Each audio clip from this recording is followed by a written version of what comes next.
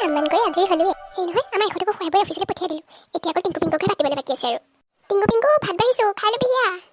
সিহঁতক খুৱাই বৈ আজি গোটেই দিনটো চিৰিয়েল চাম বাপেকে। টিংকু মায়ে ভাত খাবলৈ মাতি আছে, তই শুনা পোৱা নাই নেকি? শুনিছোঁ, যাম এতিয়া মই। দে জল্দি আমাৰ ৰখি আছে, মায়ে খং কৰিব নহ'লে।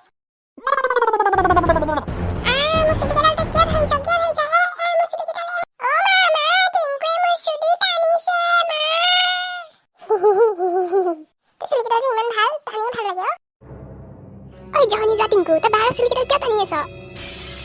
মা টিংকুৱে মোৰ চুলিকেইডাল টানি দিছে, মই বহুত দুখ পাইছোঁ। হা টিংকু তোৰ কি হৈছে? কিহৰ তোৰ ইমান উৎপাত? বাৰ চুলিকেইডাল তই কিয় টানিছ? মা মোক মাৰিব লৈছিলে মা, সেইকাৰণে মই তাৰ চুলিকেইডাল টানি দিলোঁ। মা এনেই মিছা কথা কৈছে, মই তাক একো কৰা নাই, মই ভাত খাবলৈ মাতিছিলোঁ, ই মোক পিছফালৰ পৰা চুলিকেইডাল টানি ধৰিছে। মা মই বহুত দুখ পাইছোঁ। টিংকু তোৰ বহুত উৎপাত হৈছে, তোৰ উৎপাতৰ জহত মানুহ থাকিব নোৱাৰা হৈছে ঘৰত। তোৰ কিহৰ ইমান উৎপাত হৈছে? তই পিতন খোৱাৰ যোগ্য হৈ গৈছে টিংকু, আৰু এবাৰ যদি তই বাৰ লগত কাজিয়া লগা নহয় তোৰ পিঠি দুচেও কৰিম মই। মা তুমি মোকে গলালি দে, বাবলৈ একো এটা নোকোৱা। কি ল'ৰা ছোৱালী জন্ম দিলোঁ এইকেইটাৰ পৰা মোৰ ক'তো শান্তি নোহোৱা হৈছে। অশান্তি অনবৰতে কাজিয়া কিমান আৰু তহঁতৰ কাজিয়া ভাঙিম আৰু? কুকুৰ মেকুৰীৰ দৰে লাগি থাক তহঁতি কাজিয়া অনবৰতে। মাক খাবলৈ মন নাই যদি ভাতকেইটা খাই লাগি জল্দি। এই দুটা পোৱালিয়ে মোৰ জীনা হাৰাম কৰি দিছে। কি যে ল'ৰা ছোৱালী জন্ম দিলোঁ, অ প্ৰভু কি যে ল'ৰা ছোৱালী জন্ম দিলোঁ, শান্তি নাই। দুটাও মানে কুকুৰ মেকুৰীৰ নিচিনা কাজিয়া লাগি থাকিব অনবৰতে। এতিয়া আহিছে নে নাই তহঁতি ভাত খাবলৈ?